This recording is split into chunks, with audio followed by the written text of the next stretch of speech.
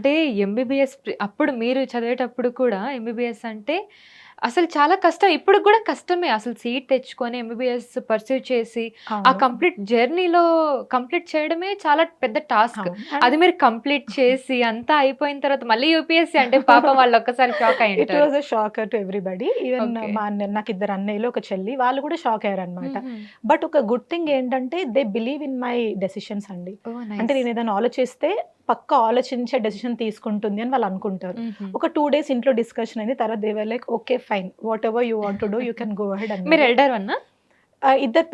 ఇద్దరు అన్నయ్యలు నాకు. ఓకే. అమ్మాయిలు నేను థర్డ్. అంటే my number is 3. Okay. Yeah! That is but my lucky still number also. Yeah! So, ఒప్పుకున్నారండి. అలా ఒప్పుకున్నారు. Like they supported me in every inch అండి. Nice. I nice. Feel so blessed to have this family. ఎందుకంటే అది చిన్న విషయం కాదు. Family అనేది చాలా ఇంపార్టెంట్ అని చాలా మీ కేస్‌లో ఇంకా ఇంపార్టెంట్. తెలుస్తుంది. So, exactly. They believed in you. They believed in me and they supported me. Especially my mom as well as my dad. హుహు. వాళ్ళు చాలా సపోర్ట్ చేశారు. సో, అలా నేను సివిల్ సర్వీసెస్ ప్రిపరేషన్‌లోకి రావడం జరిగింది. ఓకే. చాలా బాగా ప్రిపేర్ అయ్యాను. హుహు. అటెంప్ట్స్ కూడా ఇచ్చాను. బట్ కొన్ని రీజన్స్ వల్ల అది అవ్వలేదనమాట. హుహు. దాంతో నేను డిసప్పాయింట్ అవ్వలేదండి. హుహు.